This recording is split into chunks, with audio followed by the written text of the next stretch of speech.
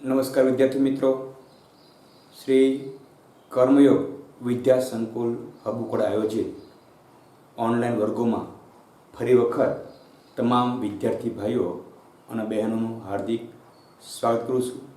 મિત્રો, આજનો વિષયની આપણે જે વાત કરવાની છે એટલે કે ભાઈ મનોવિજ્ઞાન અને મનોવિજ્ઞાનનો પાઠ 2 શીખવાની ક્રિયા, એના વિશે આજના લેક્ચરમાં આપણે વાત કરવાની છે. તો પાઠનું નામ જ મિત્રો શીખવાની ક્રિયા, એટલે કે ભાઈ કોઈ પણ વસ્તુ આપણે કઈ રીતે શીખી શકાય. આપણે છે કોઈ પણ વસ્તુ શીખવા માટે ક્યાં ક્યાં પરિબળની જરૂર પડે, આપણને કેવી કેવી મુશ્કેલી પડતી હોય છે, અને આપણે છે કઈ રીતે આ તમામ બાબતો આત્મસાત કરી શકીએ, એ બાબત છે એનો સમાવેશ આજના જે પાઠ નંબર 2 એટલે કે શીખવાની ક્રિયા તેમાં કરવામાં આવ્યો છે. મિત્રો, આપણને બધાને ખ્યાલ છે કે ભાઈ મનોવિજ્ઞાન એટલે શું? તો મનોવિજ્ઞાન એટલે વર્તનનું વિજ્ઞાન. મનોવિજ્ઞાન છે એ પણ એક વિજ્ઞાન જ છે, પણ કેવું વિજ્ઞાન? તો કે વર્તન. વર્તન એટલે તો કે આપણી ક્રિયાઓ, જે ક્રિયાઓ આપણે કરીએ છીએ એનો સમાવેશ પણ વર્તનમાં કરી શકાય. તો કે વર્તનનું વિજ્ઞાન એટલે મનોવિજ્ઞાન. અને આપણે છે કોઈ પણ સજીવ, બીજી મિત્રો ખાસ વાત કે મનોવિજ્ઞાન એ માત્ર છે માણસનો અભ્યાસ કરતું નથી. આ માણસનો અભ્યાસ કરે છે, પણ સાથે સાથે પૃથ્વીના દરેક સજીવો છે, દરેક પ્રાણી છે એનો પણ મનોવિજ્ઞાન અભ્યાસ કરે છે. એટલે તમામ સજીવોને તેમની આસપાસના પર્યાવરણ સાથે કામ કરવા શિક્ષણ અનિવાર્ય છે. કે ભાઈ દરેક સજીવ હોય, ચાહે માણસ હોય કે કોઈ પ્રાણી હોય કે પક્ષી હોય કે જીવજંતુ હોય, આ દરેકને પોતાની આસપાસના પર્યાવરણ, પોતાની આજુબાજુમાં જે વસ્તુ આવેલી છે, આ વસ્તુ સાથે, આ પર્યાવરણ સાથે કામ કરવા માટે શિક્ષણની અનિવાર્યતા એટલે કે શિક્ષણ છે એની જરૂર પડે છે. માત્ર શિક્ષણ એટલે ભણવું નહીં. અહીંયા આપણે શિક્ષણ છે એ અનિવાર્ય છે, પણ માત્ર ભણવા પૂરતું નહીં. આપણે જે અભ્યાસ કરીએ છીએ એ તો છે જ તે, પણ શિક્ષણ એટલે શું, અથવા દરેક પ્રાણી છે એ શા માટે શિક્ષણ પ્રાપ્ત કરે છે? તો કે દરેક સજીવ એ પોતાના જે આસપાસના પર્યાવરણ છે, આ પર્યાવરણ સાથે તો કે કામ કરવા માટે શિક્ષણ છે એ અનિવાર્યપણે લેવું પડે છે. પછી તો કે દરેક સજીવને, જો અહીંયા મિત્રો 2 શબ્દ નવા આવે છે, એક જીવન રક્ષણ, જીવન રક્ષણ અને જીવન નિભાવ. કે ભાઈ દરેક સજીવ છે એને તો કે જીવન રક્ષણ અને જીવન નિભાવ માટે કોઈને કોઈ પ્રકારનું શિક્ષણ લેવું જ પડે છે. જીવન રક્ષણ એટલે તો કે સેલ્ફ ડિફેન્સ કહી શકાય, કે ભાઈ પોતાના જીવ છે અથવા પોતાની જાત એનું રક્ષણ કરવું, અને જીવન નિભાવ, નિભાવ એટલે છે જિંદગી જીવવી. આ બંને માટે શું અનિવાર્ય છે? તો કે બંને માટે છે આપણે શિક્ષણની જરૂરિયાત રહે છે. એટલે કે ભાઈ સૌથી પહેલા તો કે મનોવિજ્ઞાન એટલે તો કે વર્તનનું વિજ્ઞાન. ત્યાર પછી તો કે તમામ સજીવોને તેમની આસપાસના પર્યાવરણ સાથે કામ કરવા માટે શિક્ષણની અનિવાર્યતા અથવા શિક્ષણ છે એ જરૂરી બને છે. અને દરેક સજીવને શા માટે શિક્ષણ જરૂરી છે? તો કે દરેક સજીવને જીવન રક્ષણ અને જીવન નિભાવ માટે શિક્ષણની જરૂર પડે છે. એટલે માત્ર છે એ નિશાળમાં જે શિક્ષણ અપાય એ શિક્ષણ છે એવું નહીં, પણ દરેક સજીવ પોતાનું જીવન ટકાવી રાખવા માટે અને પોતાનું જીવન જીવવા માટે જે કંઈ વસ્તુ શીખે છે, આ તમામને છે એ આપણે તો કે શિક્ષણમાં સમાવેશ કરી શકાય. શિક્ષણને કારણે શું ફાયદો થાય છે? જો શિક્ષણને કારણે તો કે આપણા જીવનમાં જે પરિવર્તન, જે ફેરફાર આવે છે કારણ કે દરેક સજીવ શિક્ષણ લેશે અને શિક્ષણ લેવાને કારણે આ દરેક સજીવમાં શું શું થશે તો કે શિક્ષણને કારણે આવતા પરિવર્તન એટલે ફેરફાર અને પરિસ્થિતિમાં થતા બદલાવથી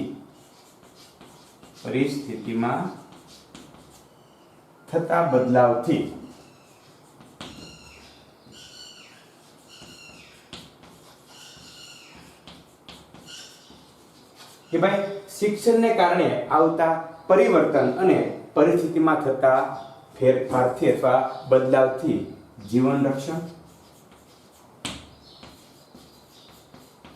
ની સાથે સાથે જીવન સંતોષ પણ પ્રાપ્ત થાય છે.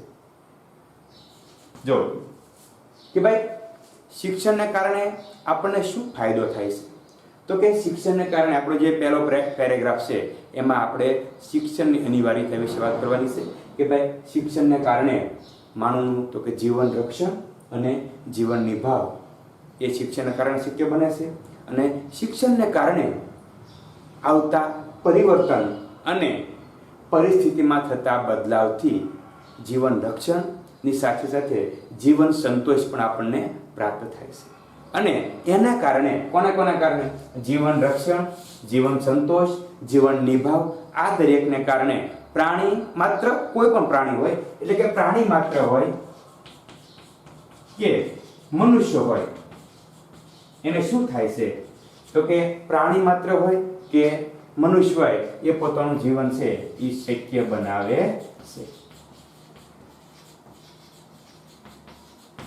તો મિત્રો બહુ એકદમ ટૂંકી અને સરળ શબ્દોમાં મેં તમારી સમક્ષ રજૂઆત કરવાનો પ્રયત્ન કર્યો છે કે ભાઈ મનોવિજ્ઞાન એટલે શું તો કે મનોવિજ્ઞાન એટલે વર્તનનું વિજ્ઞાન અને આપણા જીવનમાં આપણે શા માટે શિક્ષણની અનિવાર્યતા રહે છે તો કે શિક્ષણની અનિવાર્યતા જીવન રક્ષણ અને જીવન નિભાવ માટે આપણે કોઈને કોઈ પ્રકારનું શિક્ષણ છે એ લેવું પડે છે અને શિક્ષણને કારણે આવતા પરિવર્તન અને પરિસ્થિતિમાં થતા બદલાવાથી અથવા પરિસ્થિતિ છે એમાં આવતા બદલાવથી જીવન રક્ષણ અને જીવન સંતોષ મળે છે અને જીવન રક્ષણ, જીવન સંતોષ અને જીવન નિભાવને કારણે પ્રાણી માત્ર કે મનુષ્ય છે એનું જીવન છે એ શક્ય બને છે. પછી તો કે જીવન ચક્ર દરમિયાન મિત્રો જીવન ચક્ર શબ્દ આવે છે. જીવન ચક્ર એટલે તો કે ભાઈ જન્મથી મૃત્યુ સુધીનો જે સમયગાળો છે એને આપણે જીવન ચક્ર પણ કહી શકાય. એટલે કે ભાઈ જીવન ચક્ર દરમિયાન મોટા ભાગે કોઈ પ્રાણી, મનુષ્ય કે કોઈ પણ સજીવ હોય એ બે પ્રકારના વર્તન કરતો જોવા મળે છે. એટલે આ વાત થઈ આપણા શિક્ષણની અનિવાર્યતા શા માટે છે આપણે શિક્ષણ લેવું જોઈએ અને હવે આપણે જે વાત કરવાની છે એ વાત કરવાની છે તો કે દરેક સજીવ, દરેક પ્રાણી કે દરેક મનુષ્ય પોતાના જીવન ચક્ર દરમિયાન કેટલા પ્રકારના વર્તન કરતો મોટા ભાગે જોવા મળે છે. મિત્રો વિકલ્પમાં પણ પૂછાઈ શકે અને એક માર્કના પ્રશ્નમાં પણ પૂછાઈ શકે કે ભાઈ જીવન ચક્ર દરમિયાન સજીવ કેટલા પ્રકારના વર્તન કરતો જોવા મળે છે તો કે જીવન ચક્ર દરમિયાન સજીવ બે પ્રકારના વર્તન કરતો જોવા મળે છે. ક્યાં એક એનું વર્તન છે સાહજિક વર્તન અને જે બીજું વર્તન છે એને કહી શકાય શિક્ષિત વર્તન. એટલે આ બે પ્રકારના વર્તન કયા વર્તન તો કે સાહજિક વર્તન અને શિક્ષિત વર્તન આ બે પ્રકારના વર્તન કરતો દરેક સજીવ પોતાના જીવન ચક્ર દરમિયાન જોવા મળે છે.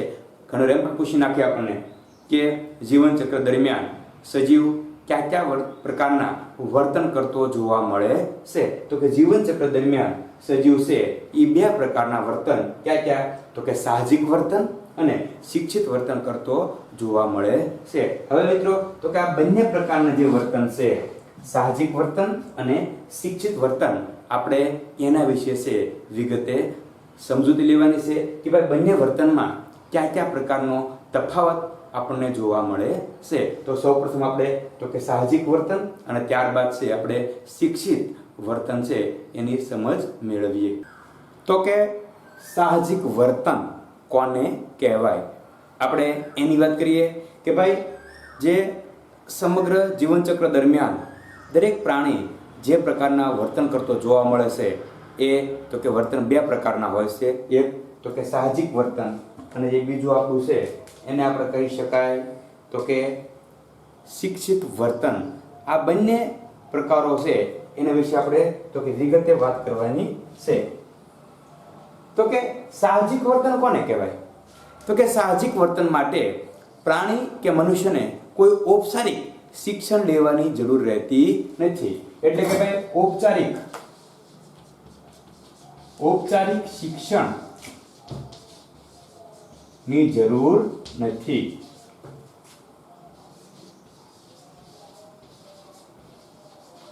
આપણો સાહજિક વર્તન કોને કહેવાય? તો કે ભાઈ સાહજિક વર્તન માટે પ્રાણીને ઔપચારિક શિક્ષણ મેળવવાની જરૂર નથી. એટલે સાહજિક વર્તન કરવા માટે તમારે કોઈ પ્રકારનું શિક્ષણ લેવાની જરૂર નથી. એ વસ્તુ ક્યાંય આપણે શીખવા જવાની છે નહીં.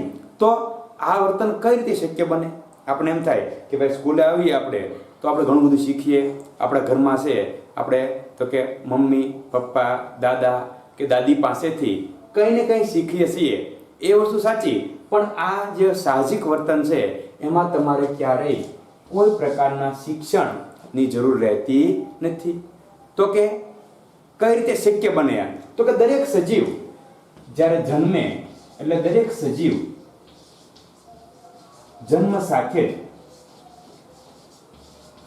દરેક સજીવ છે એ જન્મ સાથે જ પોતાના જનીનોમાં જે કોઈ પણ સજીવ હોય એનો જ્યારે જન્મ થાય એ જન્મની સાથે જ પોતાના જનીનોમાં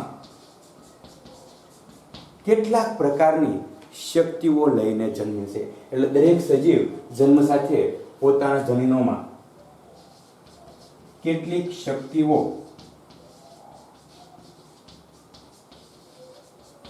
લઈને જન્મે છે. કે કોઈ પણ સજીવ હોય, ચાહે માણસ હોય કે પ્રાણી હોય, પક્ષી હોય, કોઈ જીવજંતુ હોય, એ જ્યારે જન્મ થાય એનો જન્મ થાય એ જન્મ સાથે જ પોતાના જે જનીનો છે એમાં કેટલી શક્તિઓ લઈને જન્મે છે. અને ત્યાર પછી તો કે કેટલીક મર્યાદિત પ્રતિક્રિયાઓ આપતા એ શીખી જાય છે. પ્રતિક્રિયા વળતો જવાબ આપવો અથવા વળતો પ્રહાર કરવો, પ્રતિક્રિયા ઉત્તર આપવો પણ કહી શકાય. એટલે કે ભાઈ દરેક સજીવ જે જન્મે છે એ પોતાની સાથે શું લઈને જન્મે છે?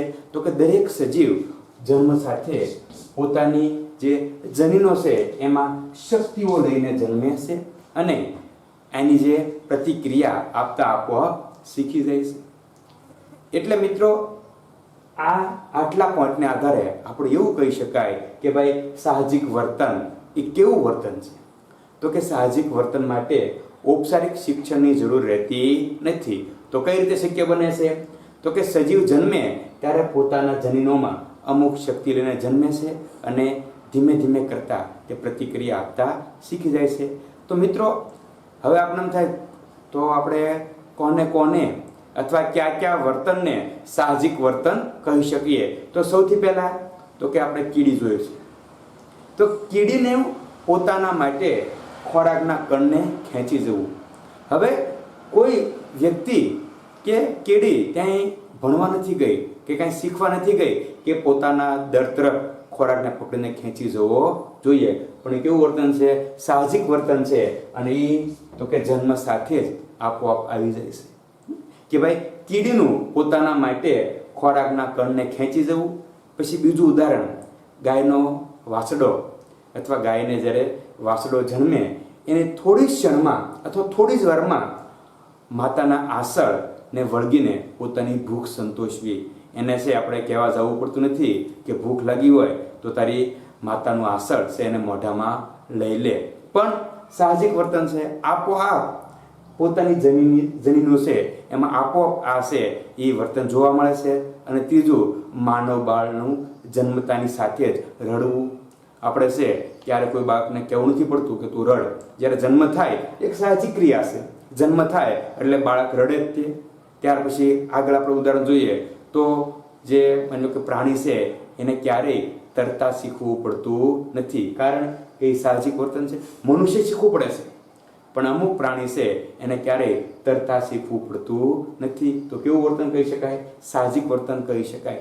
ટૂંકમાં આપણે 4 ઉદાહરણ જોયા: કીડીનું, ગાયના વાસડાનું, માનવ બાળનું અને પ્રાણીને તરતા શીખવાનું. આ 4 ઉદાહરણોમાંથી મિત્રો આપણે એટલું કહી શકાય કે ભાઈ સાહજિક વર્તન એ કેવું છે? તો કે સરળતાથી થતું વર્તન છે. માનવી છે અથવા કોઈ સજીવ છે પોતાની રીતે, પોતાની મેળે આપોઆપ આ વર્તન કરતા જોવા મળે છે. અને સૌથી મોટી વાત એમ કહી શકાય કે ઔપચારિક શિક્ષણ મેળવવાની જરૂર પડતી નથી. તો કે છે એ આપોઆપ આ પ્રકારનું શિક્ષણ છે એ છે અથવા આ પ્રકારનું વર્તન દરેક સજીવ કરવા લાગે છે. સાહજિક વર્તનની વાત કરતાં કરતાં આપણે ત્યાં સુધી પહોંચ્યા કે ભાઈ તેના માટે કોઈ ઔપચારિક શિક્ષણ લેવાની જરૂર પડતી નથી. અને તે તો કે જન્મની સાથે જ પોતાના જનીનોમાં અમુક શક્તિ લઈને જન્મે છે અને તેના દ્વારા છે એ તો કે આવા પ્રકારનું છે એ શિક્ષણ પ્રાપ્ત કરે છે. તો કે સજીવ પોતાની મૂળભૂત પ્રેરણાઓ, સંતોષવાની રીતો અને જીવન રક્ષણની રીતો આપમેળે જ શીખી લેતું હોય છે. એટલે કે ભાઈ આ જે સાહજિક ક્રિયાઓ છે એ આપમેળે જ થતી ક્રિયા છે. દરેક સજીવ છે એ પોતાની મૂળભૂત પ્રેરણાઓ સંતોષવી ની સાથે સાથે જીવન રક્ષણની જે રીતો છે અથવા જીવન રક્ષાની જે રીતો છે એને પણ પોતાની આપમેળે શીખી લેતું હોય છે. એટલે કે ભાઈ આ તમામ જે મુદ્દાઓને આધારે એટલું આપણે ચોક્કસ કહી શકીએ કે ભાઈ સાહજિક વર્તન માટે કોઈ ઔપચારિક શિક્ષણની જરૂર નથી. તે દરેક સજીવ આપમેળે જ મેળવતું હોય છે. અને આ વર્તન એક સાહજિક વર્તન છે, તે આપોઆપ થતું વર્તન છે. અને ત્યાર પછી આપણે જે બીજા મુદ્દાની વાત કરીએ એ મુદ્દો એટલે તો કે શિક્ષિત વર્તન. જે આપણે પહેલો મુદ્દો જોયો તે આપણો તો કે સાહજિક વર્તન અને બીજો મુદ્દો છે આપણો શિક્ષિત વર્તન.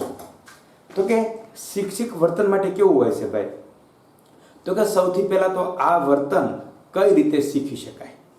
કે ભાઈ શિક્ષિત વર્તન અને સાહજિક વર્તન આ બંનેમાં ઘણો જ તફાવત રહેલો છે.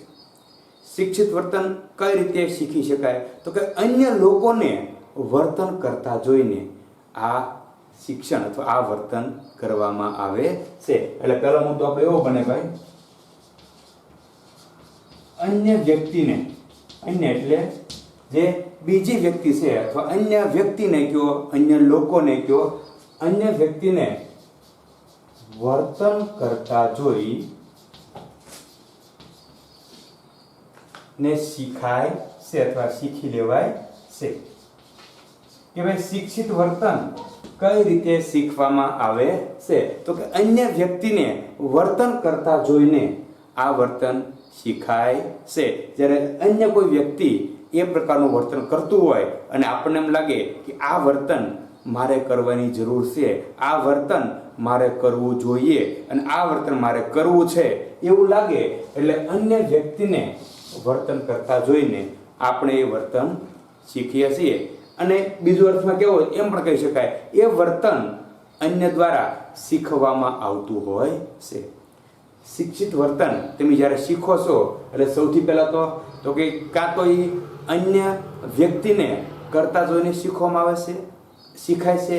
અને એમ ન હોય તો એ વર્તન અથવા એ એટલે કેવું તો કે જે વર્તન તમે જે વર્તન કરવા ઈચ્છો છો એની વાત છે, એ વર્તન શું કરવામાં આવે છે? તો કે અન્ય દ્વારા શીખવવામાં આવે છે.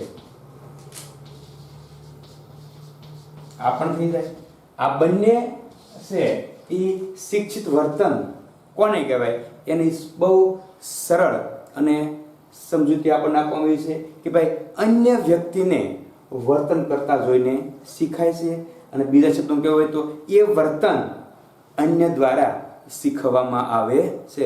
કઈ રીતે વાતચીત કરવી, કઈ રીતે બેસવું, કઈ રીતે ચાલવું, કઈ રીતે આપણે ખાવું જોઈએ, કઈ રીતે પાણી પીવું જોઈએ, આ બધા છે એ શિક્ષિત વર્તનની શરૂઆત છે. કારણ કે આ તમામ પ્રકારના વર્તન છે એ કાં તો અન્ય વ્યક્તિને જોઈને શીખાય છે અથવા અન્ય વ્યક્તિ દ્વારા શીખવવામાં આવે છે. જ્યારે સાહજિક વર્તન એ આપોઆપ થાય છે, જ્યારે શિક્ષિત વર્તન શીખાય છે અથવા શીખવવામાં આવે છે. આ બંને વચ્ચેનો સ્પષ્ટ ભેદ કહી શકાય કે ભાઈ સાહજિક વર્તન આપોઆપ થાય છે, જ્યારે શિક્ષિત વર્તન શીખાય છે.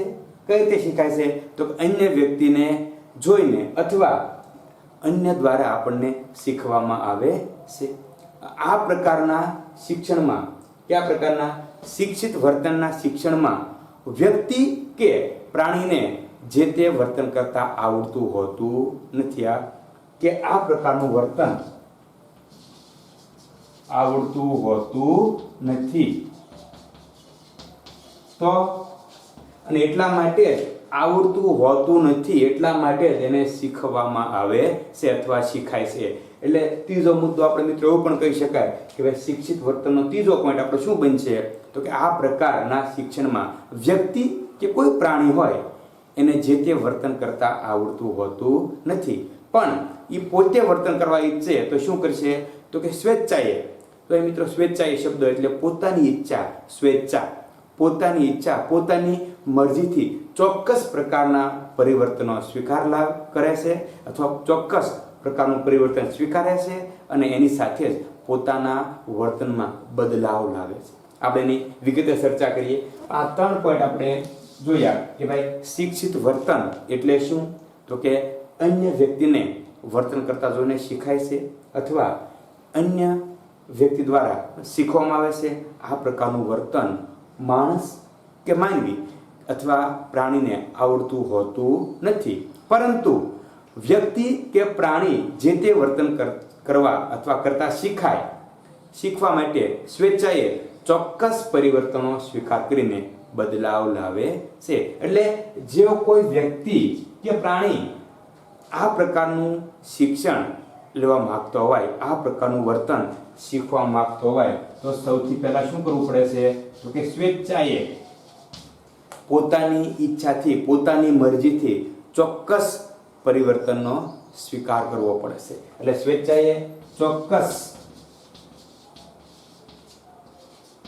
પરિવર્તનનો સ્વીકાર કરી બદલાવ લાવવો પડે છે. આ છે એ મુખ્ય બાબત કહી શકાય કે જો કોઈ પ્રાણી કે મનુષ્ય જે તે વર્તન શીખવા માટે સ્વેચ્છાએ અથવા જે તે વર્તન શીખવા માંગતો હોય તો તેને શું કરવું પડે છે? તો કે તો તેને સ્વેચ્છાએ ચોક્કસ પરિવર્તનો સ્વીકારીને એમાં બદલાવ લાવવો પડે છે. અહીંયા સૌથી મોટી વાત મિત્રો કે પોતાની મરજીથી શિક્ષણ મેળવે છે. કોણ? તો કે કોઈ પણ સજીવ કે મનુષ્ય પોતાની મરજીથી શિક્ષણ મેળવે છે. એટલે ફરજિયાત નહીં, પણ પોતાની ઈચ્છા હોય સ્વેચ્છાએ આ પ્રકારનું શિક્ષણ છે એ લેવામાં આવે છે. અને આથી સાહજિક વર્તન છે એને સામાન્ય રીતે શિક્ષણ તરીકે સ્વીકારવામાં આવતું નથી, કારણ કે સાહજિક વર્તન આપોઆપ થાય છે. એ ક્યારેય એના માટે આપણે જોઈ ગયા કે શિક્ષણ લેવાની જરૂર પડતી નથી. અને એટલા માટે આ પોતાની મરજીથી શિક્ષણ મેળવે છે, સ્વેચ્છાએ મેળવવામાં આવે છે, અન્ય વ્યક્તિ દ્વારા શીખવવામાં આવે છે. આ તમામ પરિબળોને કારણે અથવા તમામ પ્રકારના લક્ષણોને કારણે એટલું કહી શકાય કે સાહજિક વર્તન એ શિક્ષણ નથી. કારણ કે એ તો મનુષ્ય હોય કે પ્રાણી હોય કે કોઈ સજીવ હોય એને જન્મથી જ એ પ્રકારનું શિક્ષણ અથવા એ પ્રકારનું વર્તન કરવા એ પ્રેરાય છે અને વર્તન કરવાની ટેવ એને હોય છે. જ્યારે શિક્ષિત વર્તન કરવાની ટેવ હોતી નથી, પણ સ્વેચ્છાએ એને તો કે સ્વીકારવામાં આવે છે અને પોતાની મરજીથી આ પ્રકારનું શિક્ષણ મેળવે છે.